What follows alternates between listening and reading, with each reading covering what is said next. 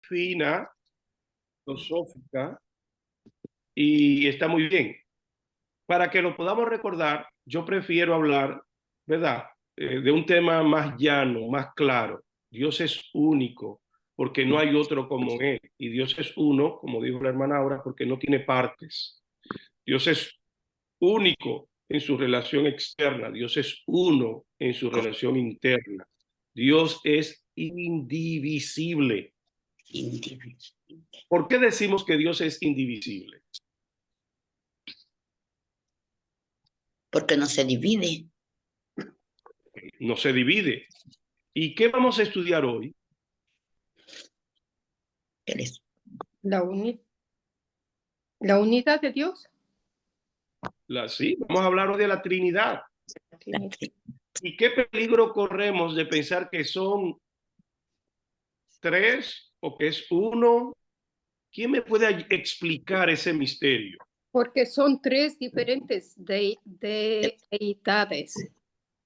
Dios creador, Dios salvador, en la presencia de su Hijo amado Jesucristo y en la reencarnación en Él, y el Espíritu Santo, nuestro transformador. Muy bien, pero el tema es, ¿son tres dioses? No, uno. No, es uno. Un solo. Dios es uno en esencia, es indivisible. Indivisible. Amén, amén. Lo que yo tengo por entendido por eso, pastor, bendiciones, Emmanuel. Bendición, mi hermano Emanuel. Mi hermano Emanuel tiene que abrir su cámara. Le vamos a dar 30 segundos, pero diga lo que nos quería decir. Sí, lo que yo entiendo es que exactamente Dios es uno, aunque sean tres, aunque estemos hablando de la Trinidad de Dios. Déjame poner la cámara para que me puedan ver. No sé si ya me ven.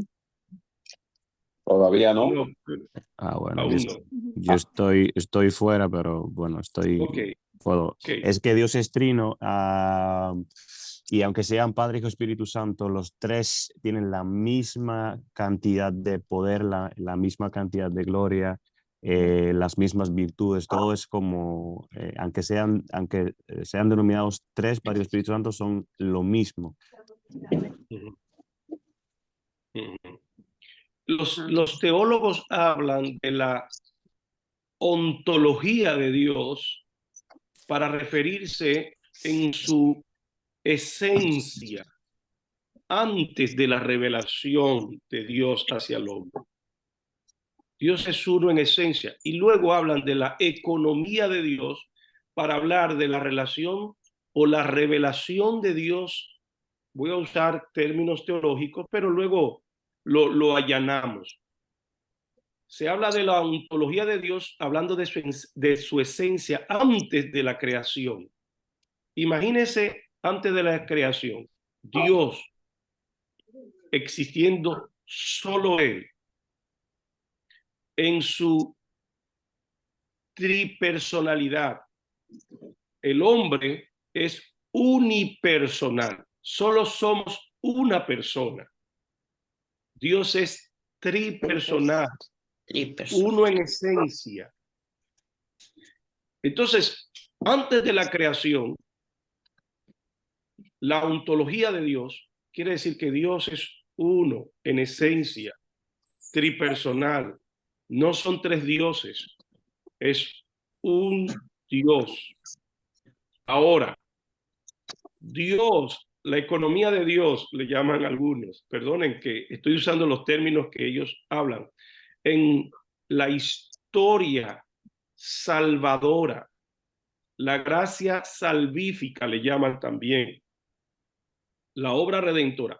En el programa de la salvación del hombre, Dios se manifiesta en tres diferentes personas. ¿Se entiende eso? Amén. Solo Revelación hay que entenderlo. ¿Perdón? Digo, por revelación hay que entenderlo, pero humanamente es complicado. Pero aquí llegamos al misterio de Dios. Mire, aunque no lo comprendamos, conocerlo es un deber. Entonces, lo que estamos tratando es de conocer a Dios para fortalecer nuestra comunión y relación personal con ese Dios infinito, tratando de ser conocido por una mente finita, limitada, temporal, un Dios atemporal que no tiene tiempo, que no tiene inicio, que no tiene final. Ahora una mente temporal procura, no para descubrir sus misterios, porque es imposible, pero para conocerle, para conocer su gloria. Quienes conozcan tu nombre te adorarán. Entonces, en esa intención de conocer a Dios, consolidamos nuestro amor, nuestra admiración, Amén. su poder, su gloria, su majestad, a fin de que sea revelado. Amén. Mi relación con Dios depende del nivel de revelación que yo tenga de Él. Amén. ¿Qué les parece esa declaración? Esa Hermosa. es Amén. buenísima. Es hermosa. Buenísima. Ujú. Pues trate de explicarla. Repítala para anotarla aquí. No, yo le preguntar a ustedes. Albert Einstein decía, quien no puede explicar algo es porque no lo ha entendido. Entonces, yo le voy a dar la declaración. Procure entenderla y procure explicarla, porque tratando de explicarla juntos, mejoraremos nuestro conocimiento y dominio sobre esa declaración. Mi relación con Dios está determinada por mi revelación de Dios. La revelación que yo tenga de Dios determina la relación que tengo con Él. Le voy a dar un pequeño ejemplo y luego lo dejo a ustedes. Si mi revelación de Dios me muestra que Dios es todopoderoso, que para Dios nada es imposible, en mi relación con Dios me permite confiar en Él para la solución de todos mis problemas. ¿Sí o sí?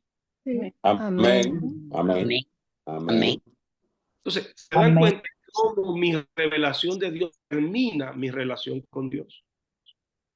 Por eso es que Eliseo, cuando están rodeados de los asirios, está tranquilo y está en paz. Su criado está, Excelente. como decimos los dominicanos, volviéndose loco. Ya de esta no salimos.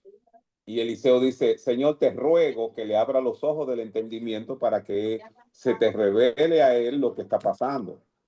Y ahí él sale entonces que tiene carros de fuego y gente de a caballo, que es mayor.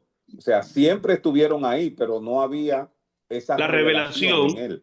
no tenía la revelación. Y ese, o el siervo de Eliseo, no tenía la revelación de Dios, por lo tanto no podía confiar en Dios.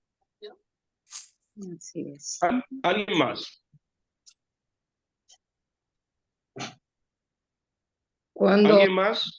Cuando Juan le bautizó a nuestro Señor Jesucristo, él estaba temeroso y bueno, él le dijo, yo no soy digno ni siquiera de atarte tus cordones, porque él también tuvo esa revelación de que antes de que le sumergiera en el agua, él sabía a quién estaba bautizando. Él tuvo esa revelación de Dios ante el bautizo de su Hijo amado Jesucristo. Claro, porque Dios le ha dicho sobre quien descienda el Espíritu Santo y permanezca en él.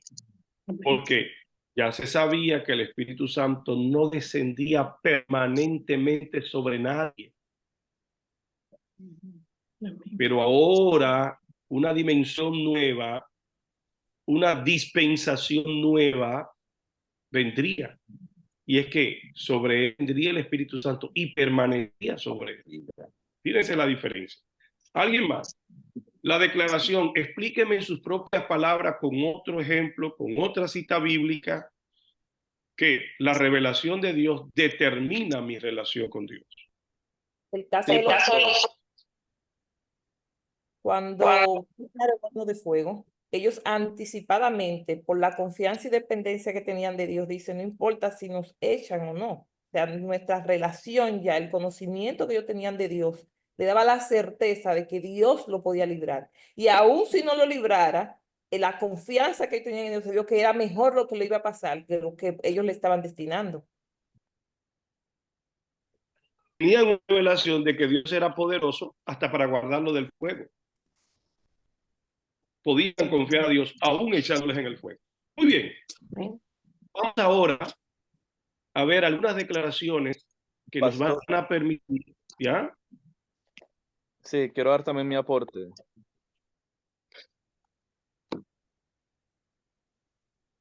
También acerca de la revelación, para mí la revelación es cuando Dios te ilumina y te abre, que te permite abrir los ojos del entendimiento. O sea, lo que está en oscuridad, se quita la oscuridad y sale ya la luz. Por eso recuerdo el pasaje cuando Jesús le dice a los discípulos, ¿qué dicen de mí? ¿Quién soy yo? Entonces decían, no, eres Juan el Bautista, que eres un profeta más, pero él pregunta ahorita, ¿y ustedes qué creen que soy yo?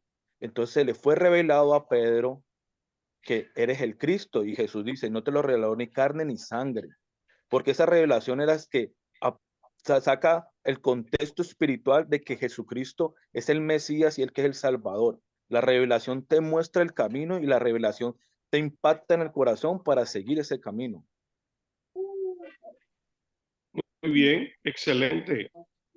Muchas gracias, hermano Alejandro. Ustedes pueden ver la pantalla ahora. Ya. Amén. Amén. Okay. Vamos a ver ahora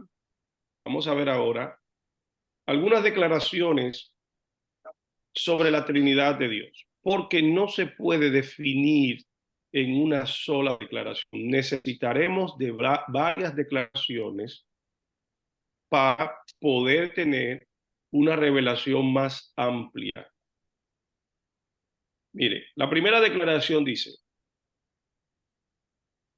en el ser divino, ¿verdad? Hablando de esa persona a quien llamamos Dios, en el ser divino hay tres personas o subsistencias individuales: Padre, Hijo y Espíritu Santo.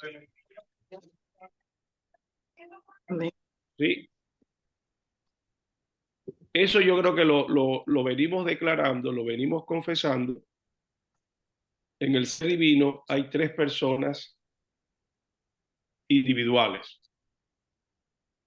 O sea, que en su revelación, oigan esto, es en su revelación que Cristo toma la persona del Hijo. La segunda persona, a quien nosotros llamamos el Hijo, en su revelación para la obra salvadora o salvífica del hombre, voluntariamente se humilla y se somete al Padre. Amén. Se humilla y se somete al Padre. Y el Espíritu Santo, en la obra salvadora, toma la postura de glorificar al Hijo y de traer la atención como un maestro a los hombres para llevarlos a Cristo y no atraerlo hacia él mismo. ¿Ven ustedes cómo la humildad en la obra salvadora,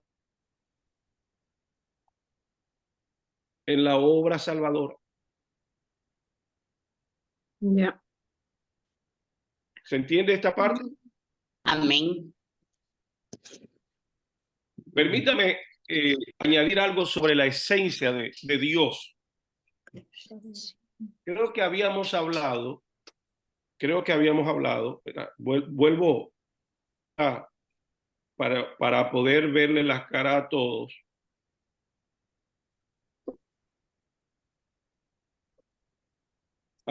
Habíamos hablado acerca de la naturaleza y de la persona. ¿Ustedes recuerdan?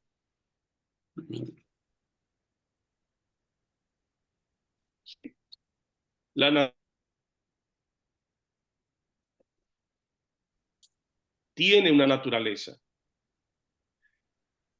Los seres humanos.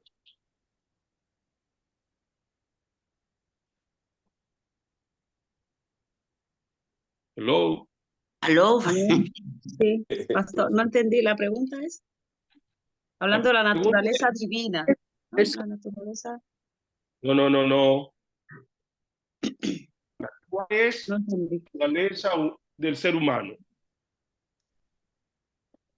Creo que lo he dicho, humana, Humana, sí, natural, ¿sí? humana. Es la natural. ¿Cuál es la Ujú. naturaleza de la creación? Eterna. Natural. La natural es la Natural. terrenal. Exactamente, Natural. la terrenal. Entonces, ¿cuál es la naturaleza de Dios? Espíritu. Divina, Espiritual. Es espiritual, divina. Es divina, divina. divina. Sí, Es es divina. Entonces, ¿qué es lo que pasa con Jesucristo, por ejemplo? Que Dios, Ujú. que es una persona, ¿por qué Dios es una persona? Es la Porque actividad. Eso es un antropomorfismo. Porque se volvió verbo, ¿no? Porque No. ¿Por qué decimos De personalidad. cuáles son las características de la personalidad? Bueno, dentro de esos atributos hablamos de los atributos morales, Sí, que siente, se entristece, siente, sí, comunicable, que siente, que muestra amor, se ejemplo, enoja, o se irrita. exactamente, cantidad, poder. O sea, tiene sentido. Sí, Sí. Tiene Lo emoción. po- Muy bien. Lo podemos definir de esta manera. Una persona es todo aquel que tiene intelecto, emociones emociones. y voluntad. Entonces, decimos que Dios es una persona porque tiene intelecto, conocimiento, raciocinio, análisis, tiene la habilidad mental, tiene emociones, amor, también se enoja, tiene ira. La ira de Dios es una doctrina teológica, la ira de Dios. Y también porque tiene voluntad, tiene la capacidad de elegir. ¿Sí? ¿Me están siguiendo o se ha frisado? Amén. Amén. Estamos. Ajá. ¿Y dónde entra en esa categoría de la persona de Dios cuando Él dice, tendré misericordia de quien yo quiera tener misericordia? ¿No suena eso como algo egoísta? Es la voluntad de Dios y los misterios. No, porque lo que está haciendo, claro, yo entiendo que cuando Dios da esa declaración, eh, por un lado, vemos exactamente lo que estamos diciendo, que es una persona. Ahora, de que Dios muestra su libertad para elegir con sus criaturas, porque Él es el Adonai, Él es el amo, Él es el dueño. Él puede hacer con lo que es de Él soberanamente lo que Amén. Él y nadie puede incidir en su libre albedrío, su libre voluntad. Ahí Dios Pero- resalta, independientemente como yo lo evalúe desde mi percepción humana o como la criatura, ¿qué es lo que Dios está resaltando? Que no es el tema al que nos estamos refiriendo ahora. Lo que nos estamos refiriendo es precisamente a que Dios es una persona, a que Dios tiene compasión, a que Dios siente emoción, a que Dios no es una fuerza, a que Dios es personal, es un ser, y que el hombre, la mejor forma de estudiar la personalidad del hombre es en la relación del hombre con el hombre y no el hombre con los animales, Claro. ¿verdad? De igual manera para estudiar la personalidad de Dios es la relación de Dios con Dios mismo. Amén. En la Santísima Trinidad y no en la relación de Dios para con el hombre. Porque ahí no queda de manifiesto su personalidad en todo su esplendor. De la misma manera que la personalidad del hombre no queda en todo su esplendor cuando la vemos en su relación con los animales, con una mascota, con un perro. Ya. Ahora, lo que yo trataba de explicar es lo siguiente. La segunda persona, Dios, en la persona de Jesucristo, déjeme apagarle el micrófono a mi hermano Emanuel que están cantando. Dios, que es una persona con una naturaleza divina, en la encarnación incorpora la naturaleza humana. ¿Ve la diferencia? Ahora sí. ¿Ve la diferencia? Y por eso Cristo lloraba, Cristo se enojaba, Cristo tenía las emociones que teníamos los humanos. Bueno, si Sí. Dios no tenía, pero las emociones, más bien. Pero ahora desde el plano humano. Más bien estaba él objeto y era necesario a las tentaciones para... Todo lo sentía, Por todo eso, lo sentía. Jesucristo, 100% hombre, 100% Dios. Sí. Pero en la parte carnal es donde él pudo y debió ser tentado. Donde él sufrió como los 40 días como humano, como persona. Fue necesario, dice la palabra en Mateo, y salió para ser tentado, porque Satanás no tienta a Dios. No, claro que no. Entonces, pero hay pero sin pecado, que sea tentado. Pero ahí la gran victoria de Jesús viene con su muerte, porque Sí, básicamente fue tentado en todo y no pecó, siendo sí, 100% primero hombre. tuvo que ir paso a paso, como Claro. para cuando fue bautizado, él tuvo que primero cumplir las leyes del hombre. Él dice, necesario, yo tengo que cumplir las leyes, someterse a la voluntad del hombre. Por eso fue bautizado en el agua. Pero después del bautizo del agua fue el reconocimiento de Dios en su Hijo, su unigénito. Y luego eso en el Espíritu Santo fue llevado al desierto. Muy bien.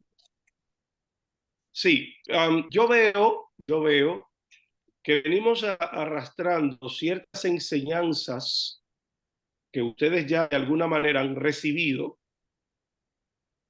y yo les invito al análisis, a la evaluación, a la crítica, sin estar apegados, porque si yo me sujeto y vivo consciente, apegado a mis enseñanzas ya preconcebidas, pues no vamos a avanzar mucho. Déjenme decírselo de esa manera, porque quizás las enseñanzas que yo entiendo que ya ustedes han recibido y que muchas puedan ser de la mejor manera, pueden ser buenas, sanas, pueden ser correctas. Y aquí estamos añadiendo pinceladas para ampliar nuestro conocimiento y para incursionar y estudiar otras declaraciones que van a complementar, que no van a sustituir. Pero si usted sigue apegado con las definiciones, se va a quedar en el mismo nivel. Y recuerde, mi relación de Dios determina mi relación. Entonces, hemos visto la primera declaración. Veamos ahora la segunda declaración. Vamos a una más. Segunda declaración. ¿Alguien puede leerla, por favor? La esencia de Dios tiene plena. La esencia de Dios plena, no fragmentada, permanece por igual Pertenece. a cada una de las tres personas. Tenemos que leer bien, perdón, vamos despacio. Hermana Jacqueline, ¿puede Sara. leerlo? Sara. ¿Puede leerlo? Un momento, por favor. Respete las comas. Ajá. Asegúrese de que las palabras sean correctas, porque una palabra puede cambiar toda la idea. Vamos despacio, por favor. Hermana Jacqueline, repita de nuevo. Sara. Ya. La esencia de Dios, plena, no fragmentada, permanece por igual. Pertenece. Por favor, pertenece. Y pertenece por igual a cada una de las tres personas. ¿Se da cuenta? Sí. Análisis sobre esta declaración.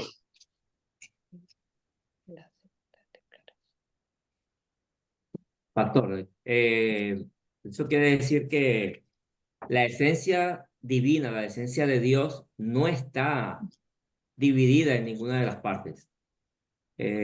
O no está dividida entre las tres personas que se acaban de mencionar, sino que están completamente compenetradas, están completamente en su total perfección entre cada una, haciendo una sola persona. Perdón, no se escucha. Se escucha, se escucha. Oh. El micrófono del pastor está cerrado. Sí. Algunos me llaman también para compartir alguna cosa. Miren, la esencia, la plenitud, en el griego se usa una palabra que es el pleros, que quiere hablar de la plenitud en su total capacidad. Pertenece. La esencia, la plenitud total, completa, sin siquiera un ápice de menor grado, no fragmentada. O sea, que la esencia de la deidad, como dice el apóstol Pablo en el capítulo 2 de Colosenses, porque en Jesucristo habita corporalmente el pleros, la plenitud de Dios. Claro, la plenitud de Dios. Jesucristo en su esencia no es más pequeño que Jesús, que el Padre. Amén. Bueno, sí. ¿Entiende lo que estamos diciendo? Perdone, pastor, me perdí ahí, no lo escuché en ese momento. Cuando Jesucristo en su esencia, ahí se me fue la palabra que dijo, luego que el Padre. Ok. La Biblia dice que en él habita corporalmente la plenitud de la deidad. Quiere decir, es un misterio para nosotros, pero quiere decir que en Jesucristo reside, permanece, pertenece toda la plenitud divina de igual grado, tamaño, nivel que en el Padre. Y de igual manera, en el Espíritu Santo reside toda la plenitud divina en el pleros, en la completa magnificencia, en el mismo nivel que en el Hijo Jesucristo o que en el Padre. Que en la revelación, en la obra salvadora, Dios ha tomado en su revelación para que el hombre, la persona del Padre, la persona del Hijo, pero que en la esencia el Hijo o la segunda persona de la Trinidad no es el Hijo. Solo es el Hijo en su revelación para con el hombre, para que nosotros, como dijo el pastor Juan Julio, en el Hijo es solo un antropomorfismo para que podamos entenderlo, para que podamos entender la relación entre el Padre, entre la primera persona que le llamamos primera y puede sonar que digamos la segunda persona y que por utilizar ese término ya de un grado inferior, pero no es segunda. Amén. Porque cuando hablamos de segunda categoría, quiere decir que es algo inferior. Pero que en su esencia es Dios mismo. Dios en su esencia es uno. Oye Israel, Yahvé, Elohim es uno. Amén. Y de ahí, pastor, que tenemos que tener muy en cuenta esa revelación de las tres personas de Dios, porque la esencia lo mantiene al mismo nivel, pero en algunas denominaciones resaltan la figura del Hijo, pero denostan al Espíritu Santo y al Padre. Y fácilmente eso se convierte en una herejía. Como de igual manera en otros movimientos resaltan tanto al Padre que han quitado la deidad del Hijo, sobre todo en este nuevo movimiento judaico, y que ustedes con buenas intenciones empiezan a utilizar ciertos nombres como el Eterno, que en verdad es el Eterno, pero donde quiera que yo escucho que alguien me dice el Eterno, perdonen, pero yo hago como los perros, inmediatamente levanto las dos orejas para escuchar bien, porque tienden a desdeñar, a subestimar a la persona de Jesucristo o a la persona del Espíritu Santo. Entonces, tenemos que tener una revelación equilibrada, completa, balanceada, como la palabra de Dios lo dice. Y es en el Nuevo Testamento donde tenemos una mayor revelación de la esencia de Dios. Porque ni siquiera los profetas pudieron tener una definición más clara que la que Jesucristo le dio a la mujer en Samaria, a la mujer samaritana. Cuando Así es. Dios es espíritu. Dios es espíritu. Él es un ser. Dios es espíritu.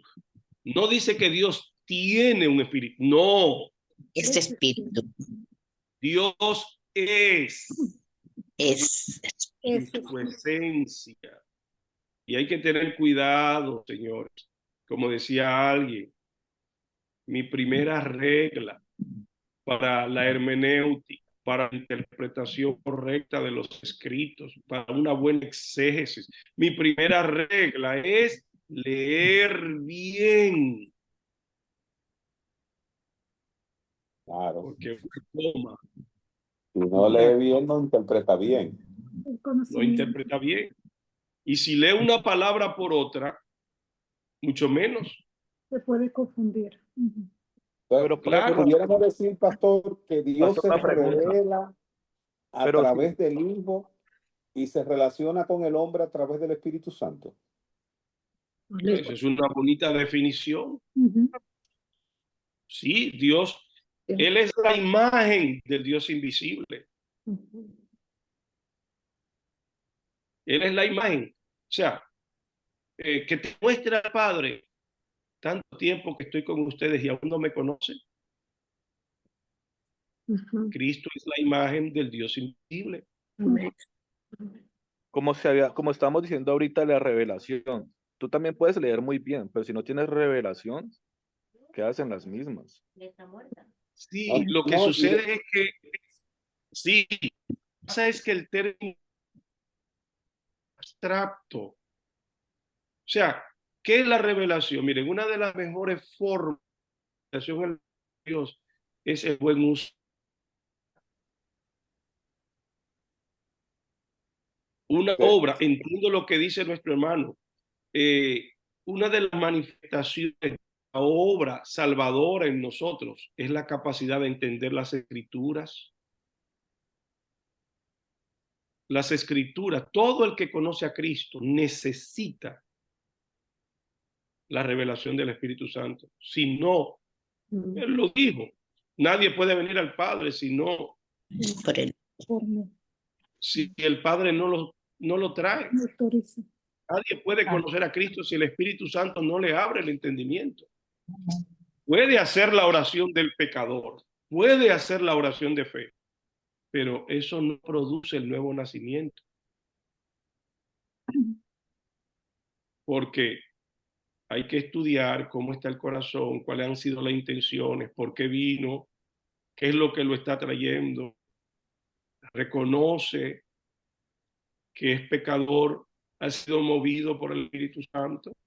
En algunos recuerdan la obra de la nueva vida, el nuevo nacimiento, en algunos se produce de forma instantánea, pero en otros no.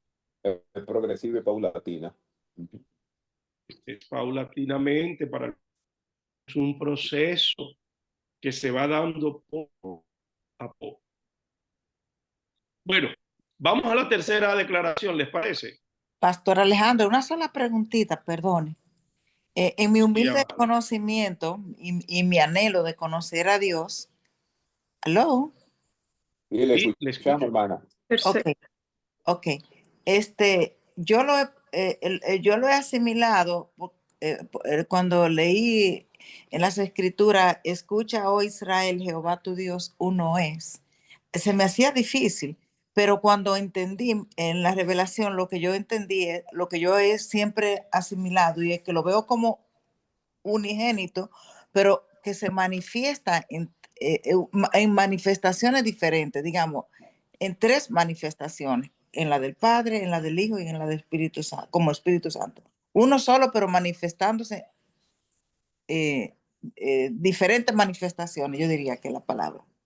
Sí, yo creo que las dos, lo que usted acaba de decir, hermana Aura, ahora en las próximas dos declaraciones se refieren específicamente a lo que usted acaba de decir. Mire la tercera declaración. La subsistencia y operación de las tres personas del ser divino están marcadas por un seguro y definido orden. Lo que decíamos hace. Hay un orden en su manifestación. Jesús voluntariamente se somete al Padre, no porque esté por debajo, sino su revelación para con el hombre. Ni por imposición tampoco.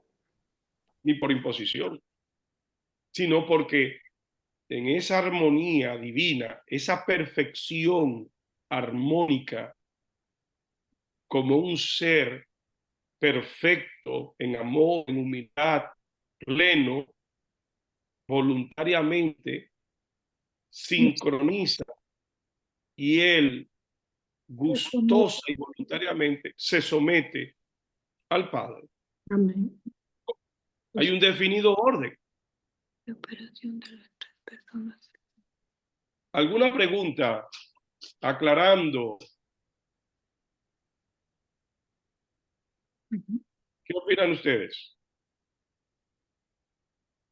Pastor, más que una pregunta, me gustaría hacer una aportación. Yo creo que con esta declaración todavía es mucho más fácil entender, porque en la medida que tú le atribuyes a esa misma persona diferente responsabilidad, diferente acción, sabiendo que es una, tú entiendes mejor la Trinidad, porque tú dices, y se relaciona también más la persona con la Trinidad, porque tú no solamente dices, ok, es una misma persona, sí, pero dentro de sí mismo, cada una de esas fases, de esa área de van a hacer un rol distinto y así yo lo puedo entender más. Conozco al Dios que es mi creador, que es mi padre, a un hijo que me salva y a un Espíritu Santo, como decía Juan Julio, que me permite relacionarme con el Padre y con el Hijo al mismo tiempo. Entonces, en la medida que yo le asigno, vamos a decir, responsabilidades o conozco los roles que tiene, entonces yo me puedo relacionar mucho más fácil.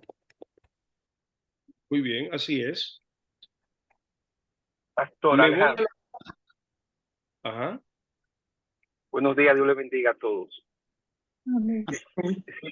Yo quiero compartir una cita bíblica que apoya fuertemente esta declaración en el libro de Primera de Corintios, capítulo 12, versículo 4, cuando dice: ahora bien, hay diversidad de dones, pero el Espíritu es el mismo. Hay diversidad de ministerios, pero el Señor es el mismo. Y hay diversidad de operaciones, pero Dios, que hace todas las cosas en todos, es el mismo. Amén. Yo creo que esta cita bíblica apoya fuertemente esta declaración que usted acaba de hacer. Y estoy totalmente convencido y de acuerdo de que tenemos un trino Dios que se manifiesta en tres personas: Padre, Hijo y Espíritu Santo. Amén. Muchas gracias, Pastor Franklin. Excelente texto bíblico. Miren cómo vuestras aportaciones, aquí yo creo que no estamos enseñando nada nuevo, estamos ahondando, estamos profundizando las cosas que ya ustedes saben. Amén. Y cómo se nos puede, vamos a un nivel de entendimiento, de revelación más alto. Miren, aquí otra declaración que viene como una acotación a lo que ha dicho la hermana Aura y la hermana Erika y ahora el pastor Franklin. Miren lo que dice aquí. Hay ciertos atributos personales por medio de los cuales se distinguen las tres personas. Repito, hay ciertos atributos personales por medio de los cuales se distinguen las tres personas. ¿Qué entiende usted por esto? Hay ciertos atributos personales. Que cada uno tiene sus propios atributos y sí.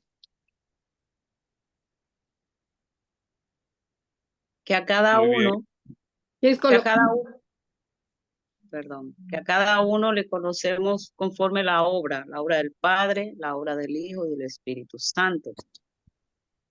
Así Y en es. esencia es uno. El Espíritu Santo como consolador, Ujú. el Hijo como mediador entre nosotros y el Padre como el Creador. gran Salvador de todos nosotros. Amén. Muy bien, excelente. Yo creo que se nos está acabando el tiempo, necesita la quinta. Mire, la confianza es un misterio que sobrepasa la comprensión del hombre. No podemos dejar de decir, de utilizar esta declaración. Al final, es un esfuerzo lo que hacemos. Es un esfuerzo para profundizar nuestro conocimiento y revelación de Dios. La iglesia Pero entendemos, confiesa, ¿cuál es la quinta declaración que no la vi completa, pastor? Disculpe. la iglesia confiesa que la Trinidad es un misterio. Mírenlo acá. La iglesia confiesa que la Trinidad es un misterio que sobrepasa la comprensión del hombre. La iglesia confiesa que la Trinidad es un misterio que sobrepasa la comprensión del hombre.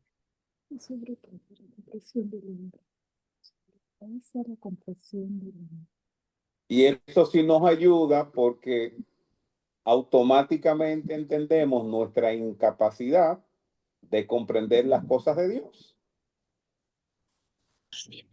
Pero que debemos esforzarnos por conocerla. Exacto. Porque, fíjense, yo puedo ser salvo sin comprender la obra, la persona de Jesucristo, sin comprenderlo. Pero yo puedo ser salvo sin conocerlo, sin creerle. No. No. No, porque tenemos que confesarle. Ah, ¿se Tenemos, da cuenta? habrá que ser ya bañado por el Espíritu Santo cuando creemos. Luego vivir como Él nos enseña, pues no. Ese es el camino que Él nos enseña para llegarle al Padre. Por fe. Pastor Alejandro, Abriendo la fe. Escucho, pastor. es un misterio, como usted acaba de decir, como le dijo Jesús a Nicodemo, cuando le hablaba de la salvación, que le decía que el viento sopla de donde quiere, mas ni sabe a dónde va ni de dónde viene, que así es todo aquel nacido del Espíritu. Es un misterio. Es un misterio. Pero he de decir nuestro Señor Jesucristo, grande maestro. Si entendemos la palabra de grande maestro es porque vino para enseñarnos muchas cosas. Y nosotros Así somos es. discípulos para... Bien. Entonces, hagamos lo siguiente. Yo ahora les voy a mandar, ¿quieren que le mande la presentación que acabamos de estudiar? Claro. Por favor.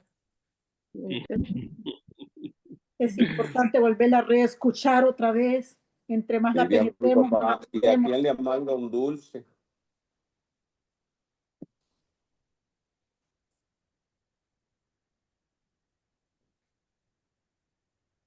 Y entonces ahora las 57. Entonces vamos a posicionar el tema de la teología. Les voy a mandar ahora mismo la presentación que acabamos de estudiar con todas las declaraciones y con las clases viejas, y nos preparamos ahora entonces para trabajar en el mensaje expositivo. ¿Les parece? Bueno, pueden cerrar sus cámaras, posiciónense, vayan al baño y volvemos en 5 minutos.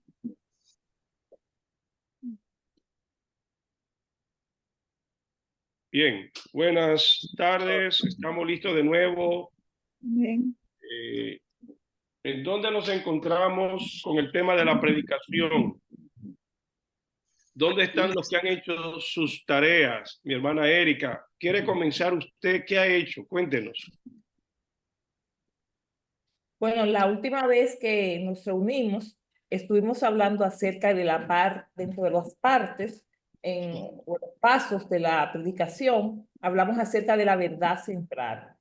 Y la importancia que tiene, porque esta frase, por decir así, si se utiliza de forma correcta, permite al que está escuchando la prédica que esa idea se fije, y aunque pase el tiempo, tal vez se pueda olvidar otra parte del contenido, pero esa frase en sí puede escalar en su corazón y mantenerse viva. Y usted decía la importancia de que cuando se predique se repita, y que esta verdad central debe contener toda la esencia de lo que se está buscando con ese mensaje en particular que se está predicando.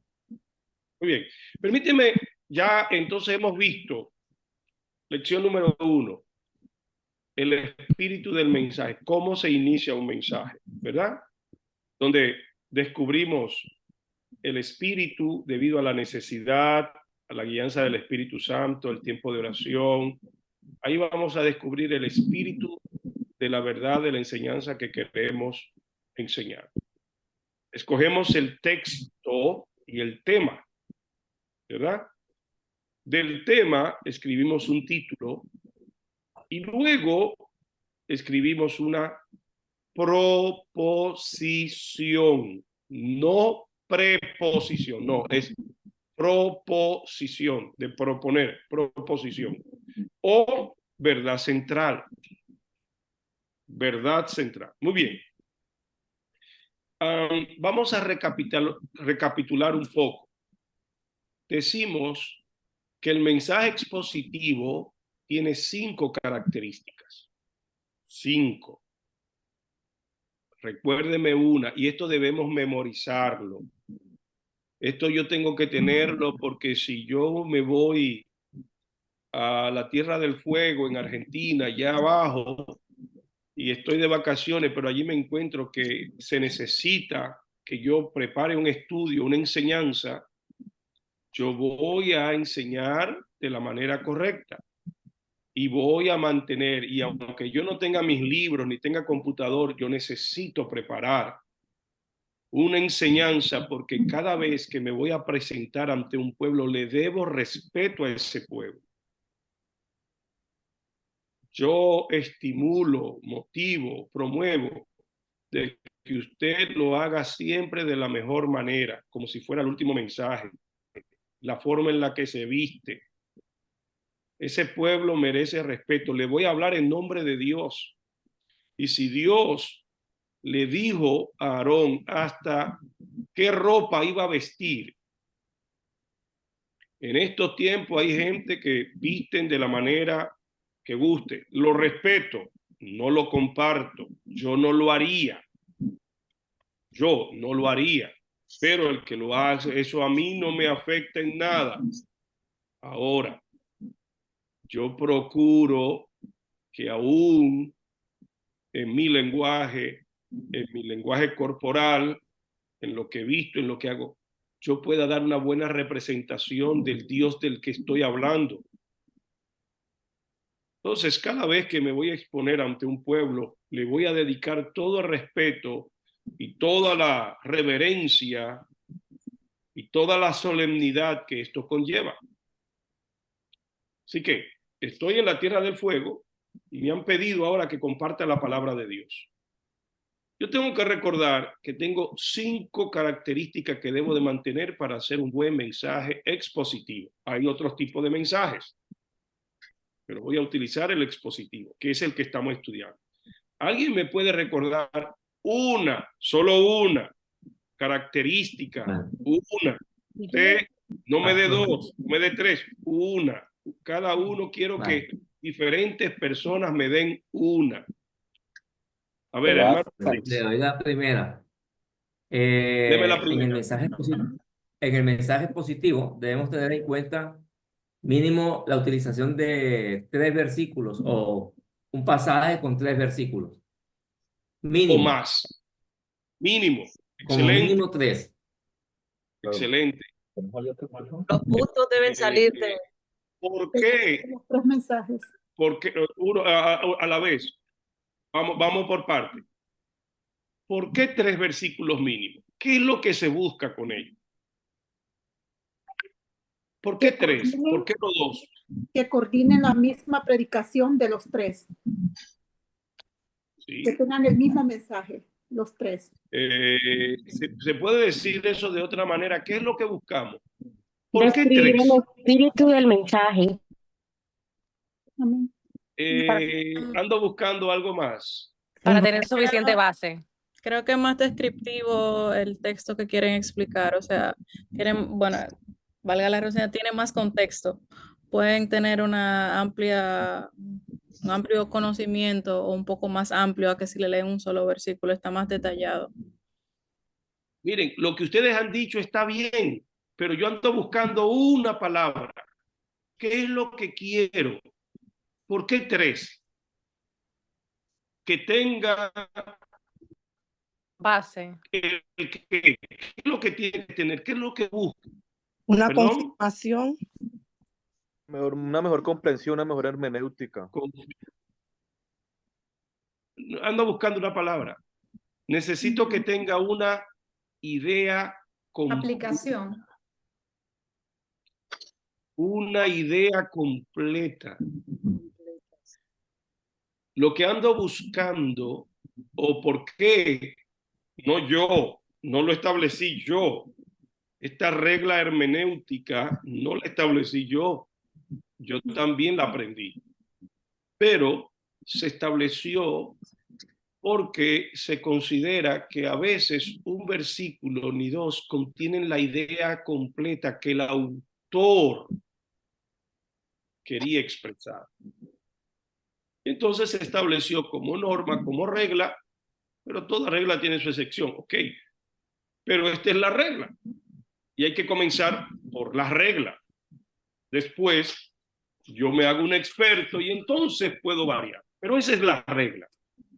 Y si ellos son los que han estudiado y son los eruditos, y son los doctores de la ley, ¿quién soy yo? ¿Quién soy yo para venir a cuestionar a las eminencias? Yo no soy nadie, yo aprendo de los que saben. Entonces, esta es la regla. Número 1, que tenga como mínimo 3 versículos porque tiene una idea completa. Lo que pasa es que dicen que un texto fuera de contexto es un pretexto. Un texto sacado del contexto se puede mal utilizar para enseñar cosas que no son las correctas.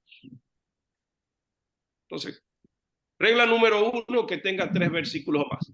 Segunda regla, segunda característica del mensaje positivo. Los puntos deben salir del texto utilizado.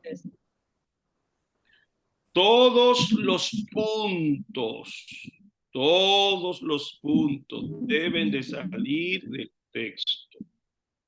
Amén. Todos los puntos. ¿Hay diferencia entre puntos y subpuntos? Claro que sí. Sí. ¿Verdad que sí? ¿Cuál es el fin? ¿Cuál es el propósito de los subpuntos? ¿Quién me dice? Explican el ¿Por qué? punto. Porque explican y ¿qué más? Refuerzan. Refuerzan. Refuerzan el explican y aplican. Los subpuntos tienen como fin explicar y aplicar. Y ya yo dije ahí una tercera característica. La aplicación. Los subpuntos. Entonces, miren la diferencia. Los puntos están basados en el texto, en los 3 o más versículos, pero los subpuntos no. Los subpuntos se pueden basar en toda la Biblia. Ahora, perdonen, pero ustedes me permiten a mí ahora tirar una cascarita aquí que les, una gota que le caiga a usted. ¿Me permiten? Amén. Amén. ¿Y por qué cuando ustedes predican no sacan todos los puntos del texto? Buena pregunta. Hello. Peor aún, pastor. En ocasiones ponemos un texto bíblico y arrancamos y terminamos el mensaje y no hacemos relación a ese texto bíblico. Bueno. Por suerte, mi pastor dice que el producto que vendemos es tan, pero tan bueno que a pesar de ser tan malos vendedores, la gente se convierte. Eso es una gran verdad. Se la copio esa verdad. Pero era una cascarita solamente. Era una cascarita. Solo era para que usted recuerde que les estamos oyendo. Y que si usted está tomando, si usted se está preparando de la mejor manera que puede crecer y ser un mejor expositor, porque estos principios no solo son para predicar la Biblia. Cada vez que yo tengo una entrevista, cada vez que tengo una exposición, utilizo los mismos principios. Cuando tengo una entrevista con una persona, tengo que poner en uso los principios que aprendo y si no lo pongo en práctica. Bien. Entonces, todos los puntos salen del texto. Tercer principio o tercera característica. Tiene una aplicación. Es el detallada la exposición. Tiene, vamos por parte, tiene una aplicación. Muy bien. ¿Y por qué no hacen aplicación cuando hacen la predicación? El príncipe de los predicadores, Charles Spurgeon, decía que el mensaje comienza cuando comienza. comienza la aplicación.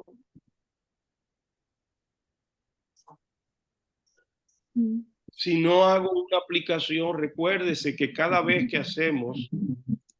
que predicamos, hacemos uso del método inductivo, que ya lo estudiamos, que nos sentamos varias semanas a estudiar el método inductivo. ¿Usted se recuerda? Claro, Eso es para aprenderlo, eso no es para decir cuáles son los puntos y usted coger el cuaderno y irlo a buscar. Eso es para memorizarlo, eso es para interiorizarlo. ¿Sí? Bueno, cuarta característica. ¿Alguien vio la cuarta? Ahí. La exposición debe ser detallada. La exposición debe de ser detallada. Hermana Erika, cuéntenos, ¿qué quiere decir usted con eso? Bueno, la idea es que en la medida que usted vaya dando el mensaje, usted explique lo que usted está diciendo, porque si no, el público se queda con, puede tener una idea distorsionada de lo que usted quiere decir. Muy bien. Ahora dígame, ¿cómo? No solo me diga el qué, ahora dígame, ¿cómo puedo yo hacer mi exposición detallada? ¿Cómo? ¿Qué se hace? La mejor forma ya la acabamos de plantear, en la medida de que yo planteo puntos y subpuntos. Y yo lo voy haciendo así, voy a guardar un orden, una línea, y no voy a estar, como muchas veces nos pasa, que hablamos de un tema, nos metemos en otro, volvemos al que ya hablamos, y no hay un orden en lo que vamos desarrollando. Muy bien, mire, le voy a recordar, luego lo vamos a estudiar más detallado. Le voy a decir cómo. Miren, número uno, explicando palabras claves del texto. Explicando palabras claves del texto. Déjeme ver quién está haciéndome boicot. Número uno, explicando palabras claves. Por ejemplo, y hay que ser reiterativo, pastor, en esa palabra clave del mensaje. Sí, todas las veces que mientras tomando el tiempo, no pasándose del tiempo. Como le dijo, perdonen que diga esto acá, un pastor de nuestras iglesias está predicando y ha decidido predicar más breve. Y él mismo, después de predicar, le pregunta a uno de los oyentes, ¿qué te pareció? Y el encantado, el mensaje fue muy bueno. Pero el predicador, usted sabe que a los predicadores casi no nos gusta hablar. Casi no nos gusta hablar. Y el pastor, buscando que le diera más tiempo, pero ¿no te pareció a ti que fue muy poco, fue muy breve, que debí tomar más tiempo? El oyente le dijo, le voy a decir algo, pastor. Es mejor quedarse con hambre a que vomiten. Ay, santo. Fuerte. Fuerte, pero... No, es mejor que les quede un principio, una idea clara. Y yo he cometido ese pecado. He tenido que andar en muchas predicaciones con pañitos, porque yo he hecho que muchos, ¿verdad? He dado tanto y me he sumergido tanto que algunos se han asfixiado, se han ahogado. Entonces, necesitamos avanzar. La descripción, la exposición debe de ser detallada, se puede hacer, número uno, explicando palabras clave, número dos, haciéndole preguntas al texto, usando ilustraciones y haciendo aplicaciones. Esas son algunas de las formas como podemos profundizar en el texto. La quinta característica de un mensaje positivo sería Tiene una Conclusión. a la conclusión. ¿No? ¿Cuál dijo alguien? Era la que ya la habíamos dicho, las 5 maestras. No, falta una. ¿Y tiene una introducción, pastor? No, que la dijimos las 5. La quinta es, tiene una verdad, no tiene una verdad central, tiene una proposición. Mírenlas ahí. 3 versículos o más. Exposición detallada. Tiene una aplicación. Todos los textos, todos los puntos salen del texto y tiene una proposición o verdad central. 5 características. Estas son las 5 características. Y hemos hablado que un mensaje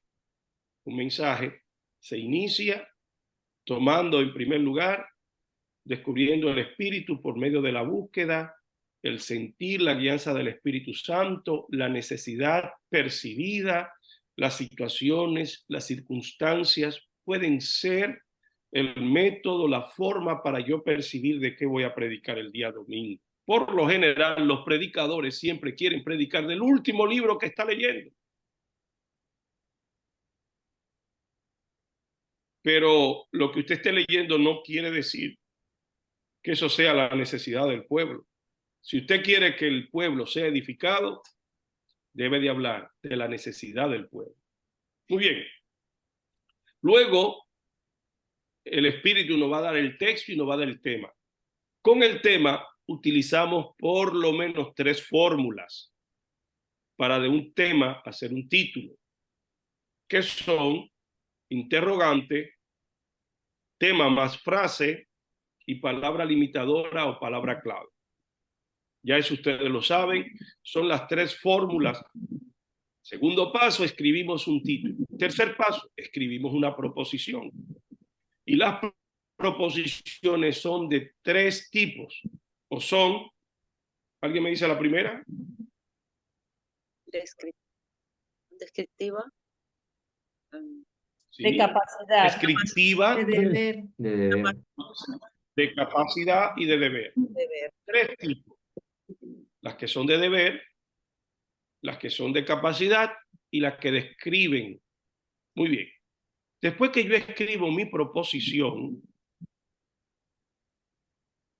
ahora yo necesito dominar lo que son los puentes homiléticos.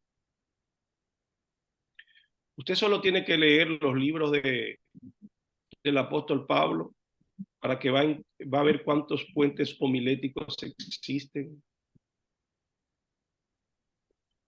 Miren a Pablo. Por lo tanto, así que, de igual manera, como ya os he dicho, ¿se dan cuenta? Pablo viene desarrollando un tema y luego quiere trasladarse de una idea a la otra. Pero los puentes homiléticos evitan que las personas caigan en abismos mentales. Cuando usted predica, ¿para quién usted predica? ¿Para usted o para el pueblo? Para el pueblo. ¿Quién es que tiene que entenderlo, usted o el pueblo?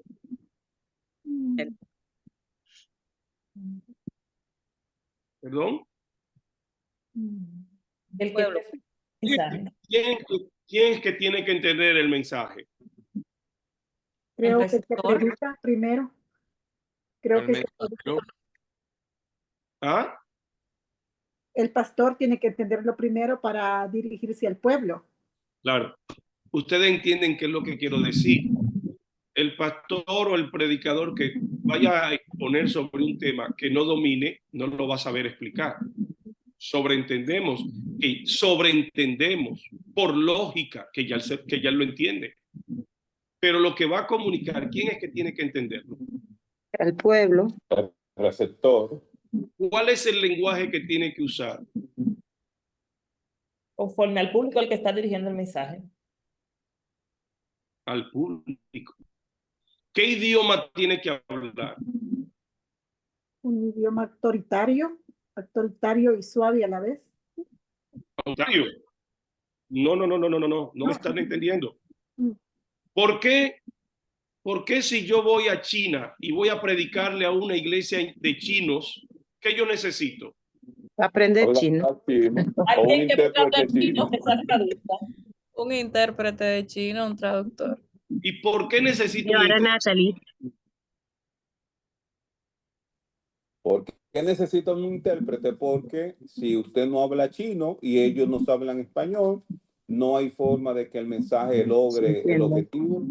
Y si yo predico en español y ellos son chinos y no hablan español y yo solo hablo en chino y no tengo un intérprete, ¿ellos van a entender el mensaje? No. ¿Ellos van a ser edificados? No. No. Pero si la misma Biblia dice en 1 Corintios capítulo 14 que si yo hablo lenguas y no hay un intérprete, yo me edifico, pero que nadie entiende. Y si nadie entiende, nadie es edificado. Entonces, aunque usted hable español, si usted habla un español y la gente no lo entiende, la gente no va a ser edificada. Por eso, aunque yo tengo mi cultura y amo mi país, cuando yo voy a predicar a un pueblo para gloria de Dios y para edificación del pueblo, yo no puedo usar mis modismos. Pastor, me pasó en España que aquí en República Dominicana es muy común el espíritu de gallo loco o gallo loquismo. Yo estaba exponiendo de Sansón y cuando yo digo Sansón tenía un espíritu de gallo loco, era un gallo loquismo, todo el mundo se quedó, los dominicanos entendieron, pero el resto no. Entonces yo tuve que detenerme y explicar o tratar de explicar lo que significaba un gallo loco para nosotros los dominicanos, cuando realmente pude utilizar otra frase que hubiera comunicado mejor y no hubiera tenido que hacer la aclaración. Se dice que una de las gramáticas que todavía hoy se consume en Inglaterra, una fue escrita por John Wesley y decía la reina que cuando escuchaba a George Whitefield era una de las exponencias más cultas y altas a la que ella se exponía. Sin embargo, el mismo George Whitefield, contemporáneo de John Wesley y uno de los mejores predicadores de ese avivamiento que hubo en el siglo XIX en Inglaterra, él decía, cuando yo predico, utilizo el lenguaje del mercado para que el pueblo me entienda.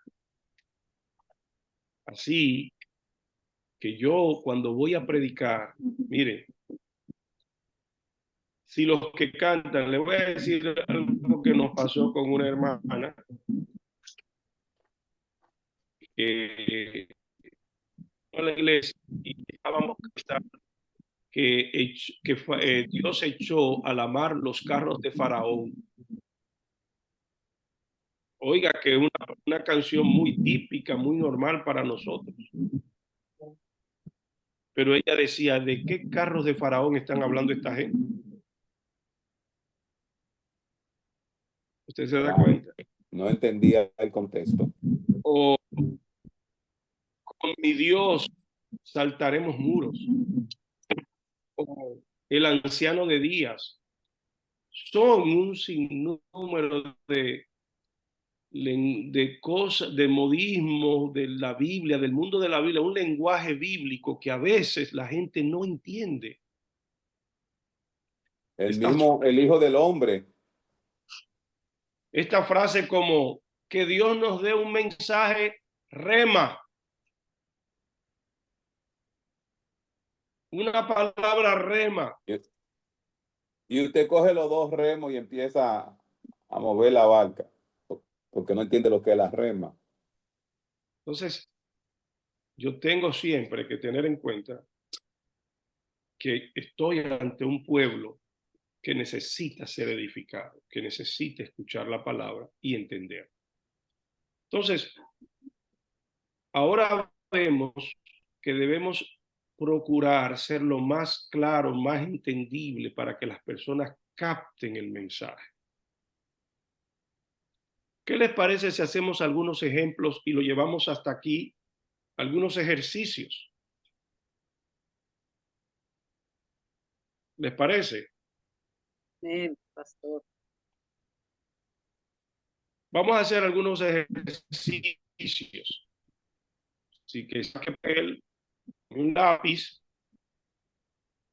Y me gustaría alguien que no haya hablado hoy, que me diga, voy a preguntarle a mi hermana Vianela. Déjeme preguntar a nuestros jóvenes. Vianela, ¿me escucha? Sí, pastor, lo escucho. Ok. Vianela, si yo te preguntara, ¿cuál es la necesidad que tú percibes en este momento que hay en el mundo?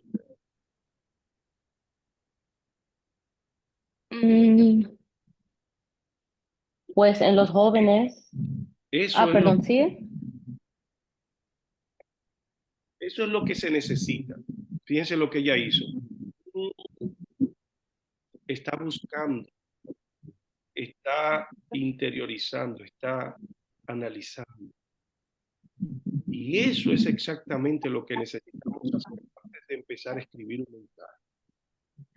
Esto lo vamos a hacer porque es una práctica y lo vamos a hacer en unos minutos, pero esto se puede tomar días. Eso se puede tomar días, semanas, uno tratando de formular qué es lo que percibo, qué es lo que Dios me está hablando. Y necesito la quietud, el estudio. Ella lo va a hacer en base a los jóvenes. Vamos a permitir para que nosotros seamos desafiados y llevados a su terreno. En los jóvenes, ¿qué tú percibes que es la mayor necesidad en estos momentos? Fíjate que hablé un poquito para darte tiempo a que tú formularas tu declaración bien. Pues en los jóvenes yo veo mucho como falta de identidad por las diferentes, a las cosas que ellos están, ¿cómo se dice? Blootgesteld, o sea, lo que ellos perciben del mundo, en la escuela, en familia, cosas que ellos los confunden. Lo confunden. Y tienen problemas de, tienen falta de Perdón, identidad en quiénes son en Cristo. Fiorella, yo no escucho bien tu voz. ¿Estás con el Wi-Fi mucho. o estás con data? Si puedes tomar tu data, porque se está cortando, al menos yo no te escucho bien. ¿Ahora sí me escucha? Ahora sí. Ok. Yo estaba diciendo que yo, pensándolo en los jóvenes, yo veo que hay falta de identidad. Muy bien. Por lo que están expuestos en el mundo. Ok. Regálame unos minutos. Yo voy a hacer un ejercicio con ella para sacar el espíritu por dónde vamos a ir.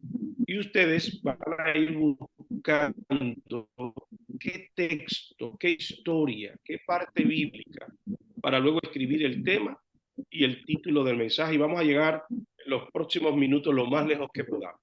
Dianela, ¿a qué se debe esa falta de identidad? Y solo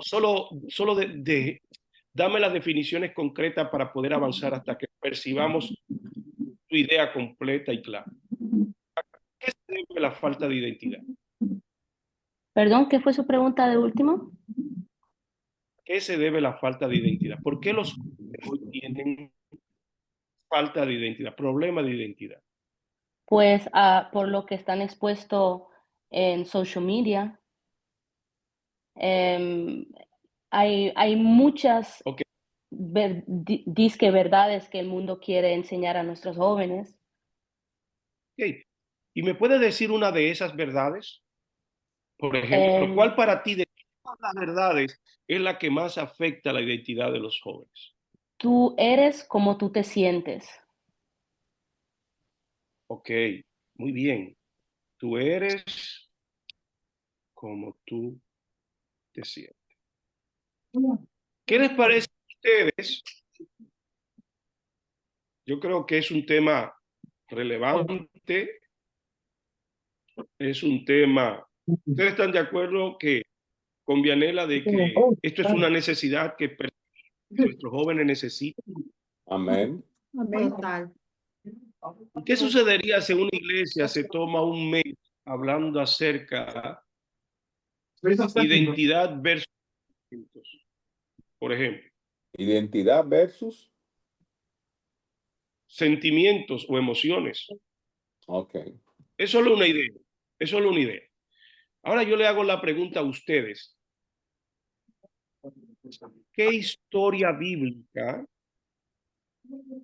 qué personaje puede ser la base para yo enseñar a mi iglesia acerca de tu identidad basada en lo que usted quiera y no en los sentimientos? ¿Quién fue?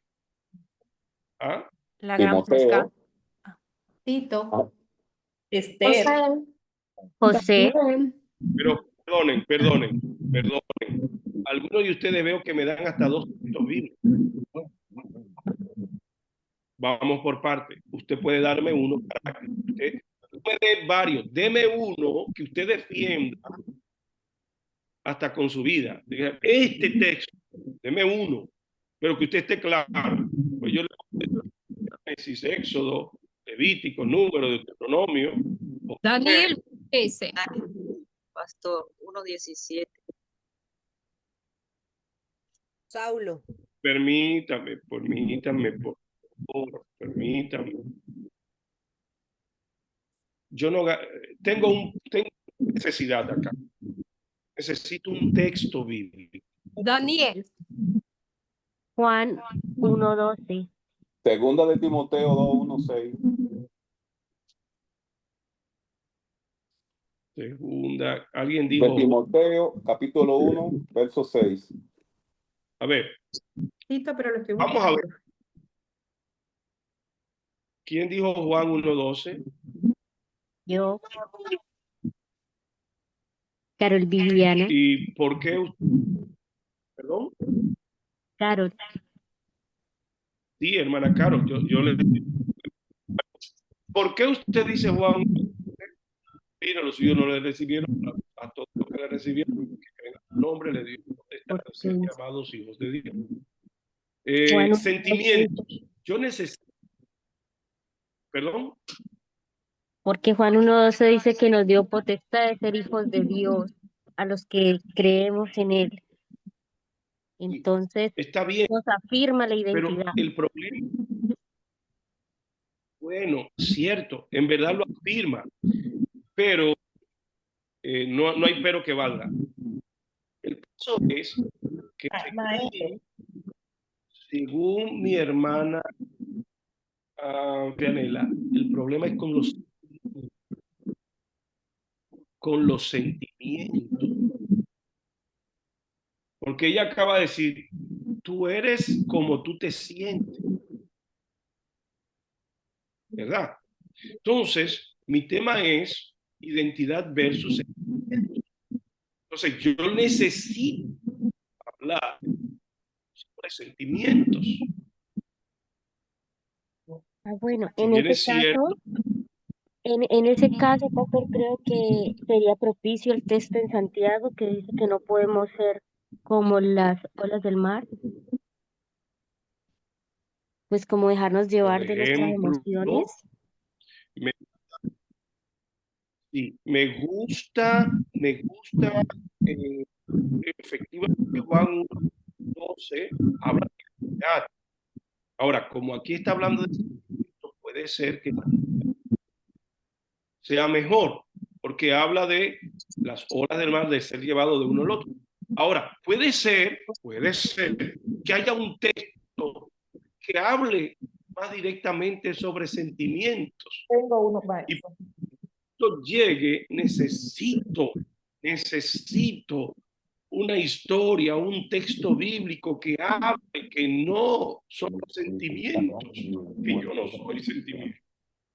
Yo tengo uno. Él tiene un texto que me habla de sentimiento. Primero alguien habló de Tito y de Timoteo.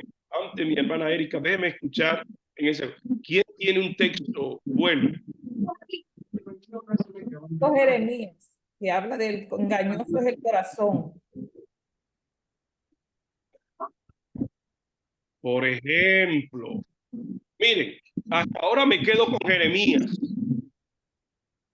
Hasta ahora me quedo con Jeremías. ¿Quién tiene un? Fíjense, ando buscando mi mejor texto. No cualquiera, no, mi mejor texto. En 2 de Timoteo, pastor, dice, porque no nos ha dado Dios espíritu de cobardía, sino de poder, de amor y de dominio propio.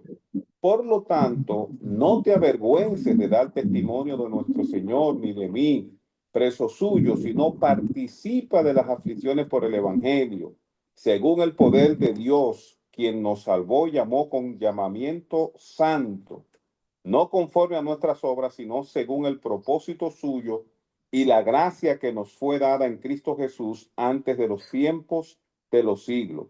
Porque ahora se ha manifestado por la aparición de nuestro Salvador Jesucristo, el cual quitó la muerte y sacó a la luz la inmortalidad y la vida, por lo cual, asimismo, padezco esto, pero no me avergüenzo, porque yo sé en quién he creído y estoy seguro.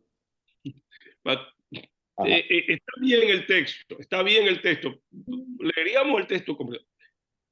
Si me permiten. El texto, no nos ha dado Dios espíritu de cobardía. El texto está bueno para hablar de identidad. Sin embargo, como ella habla de sentimientos, todavía me quedo con engañoso es el corazón y perverso. ¿Quién lo conocerá?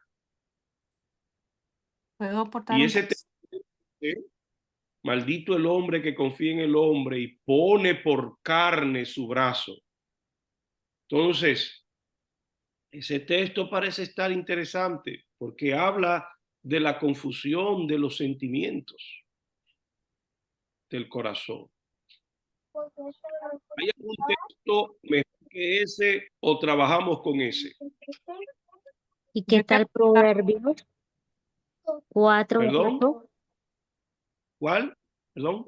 Sobre toda cosa guardada, guarda tu corazón, porque él mana la vida.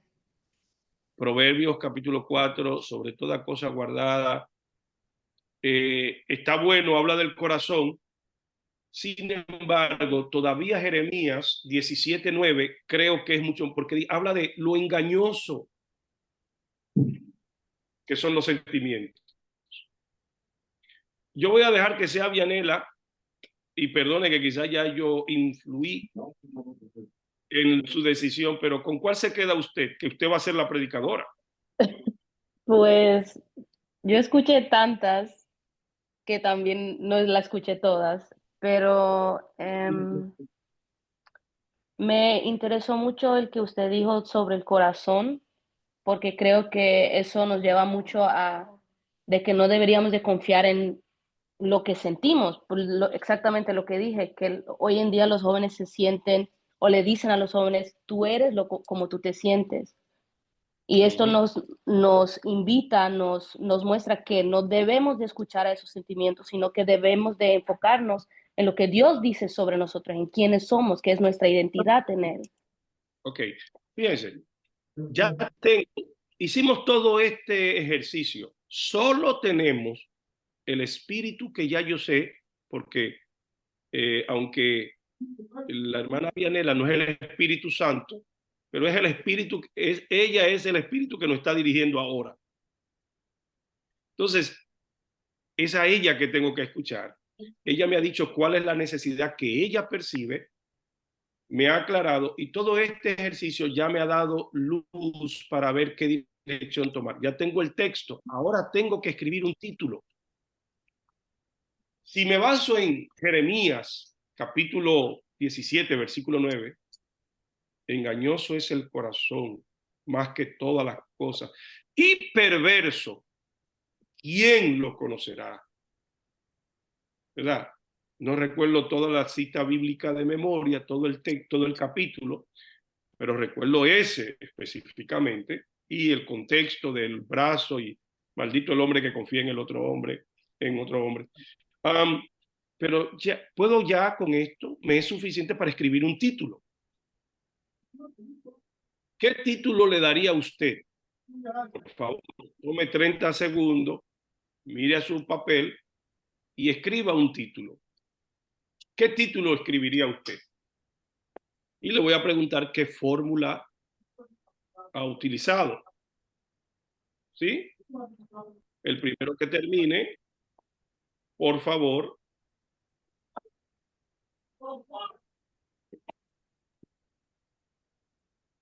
Yo quiero, y voy a preguntar a la gente que no han hablado, a los jóvenes de la iglesia que no han hablado, a eso le voy a preguntar, a los de Den Haag que han hablado muy poquito, a los de Tilburg,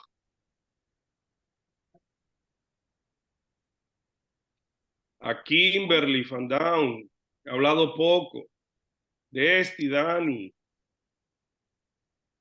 a Viviana, a Leslie, Juliana, a Wilda, Ciani, Martínez, ustedes que Andrea. A ver, ¿quién de ustedes quiere decirme? Pamela, Kimberly de Tilburg también. René no ha dicho nada. Pastor, si mal no recuerdo, una de las formas de hacer el título era de una manera descriptiva. Bueno, con relación al texto bíblico, ¿Cómo usted haría usted? y como que... Perdón. ¿Sí? Descriptiva es para la proposición. Ok. No para el título. Ok. El título tenemos 3 fórmulas. Interrogante, tema más frase, palabra clave. Palabra clave o limitadora. Uno de esos 3. Okay. ¿Quién tiene ya de las personas que no han hablado? Por favor, todos los que han hablado, dejemos a los que hemos mencionado.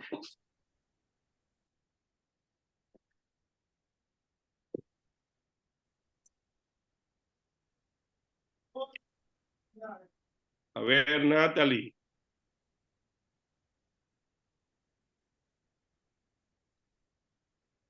¿Qué título escribiste? Yo sigo pensando, yo no sé. Ok. Andrea. Pastor, podría ser cómo desarrollar una identidad firme, porque hemos hablado acerca de las olas no son firmes. Fíjense, muy bien. ¿Me permite tomar y analizar tu título?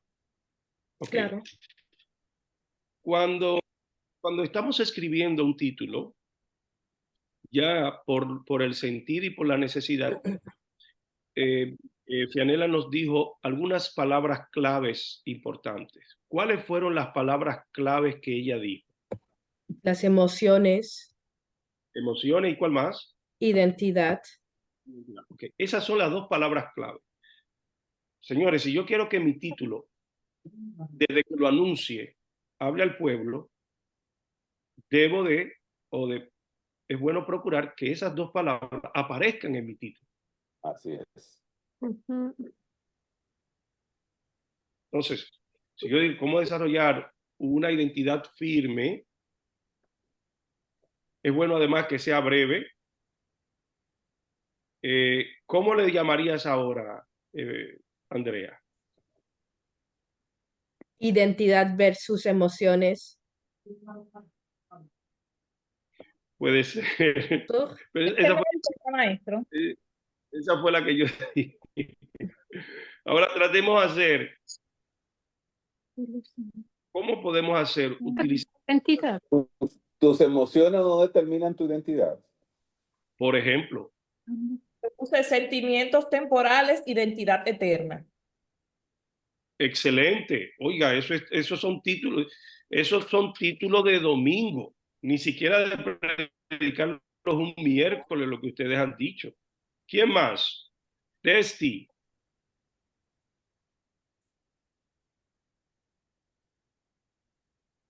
Hermana Jacqueline, ¿tiene alguno? Desti.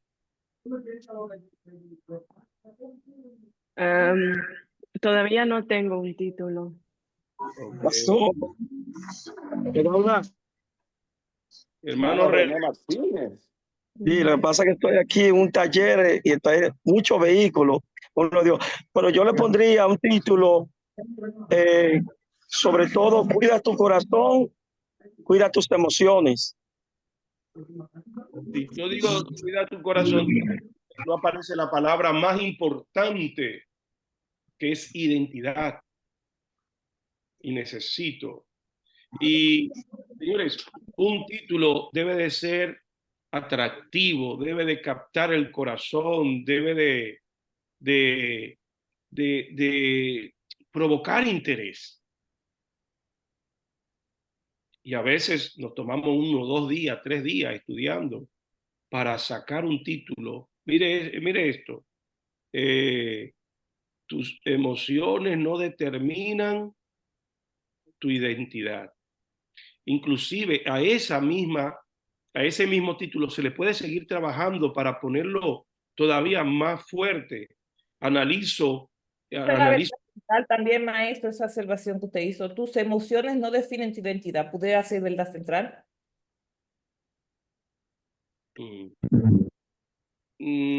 O tus emociones no te definen, ¿qué tal? Si tus emociones no te definen, necesito la palabra identidad, Julián. Okay. Y a los que hablan y no tienen su cámara abierta, le vamos a cobrar 20 euros para que nos ayude a comprar un programa de Zoom más amplio para que puedan entrar más personas. Bien. Perfeccionando tu identidad, pastor. ¿Y dónde aparece la palabra emociones? No te dejes engañar a tu identidad. ¿Y la palabra emoción dónde aparece? Miren esto. Las emociones engañan. Identidad Se define. O sea, ¿verdad? Voy buscando. Pastor, permiso. Sí, Vianela. Tengo que irme porque tengo los ensayos, así que tengo que salir, pero voy a volver a ver la clase. Miren, efectivamente se ha terminado, así que sigamos trabajando en ello. Nos vemos el próximo sábado, ¿les parece? Amén. Bueno. Gracias, pastor. Ha sido un... Lo bendiga y que... Gracias, pastor. Amén. Amén. Ha sido una bendición. Ha sido una bendición. Amén. Predicadores de la palabra del Señor. Gracias a todos. Amén. Dios lo bendiga. Bendiciones. Gracias a todos. Todos.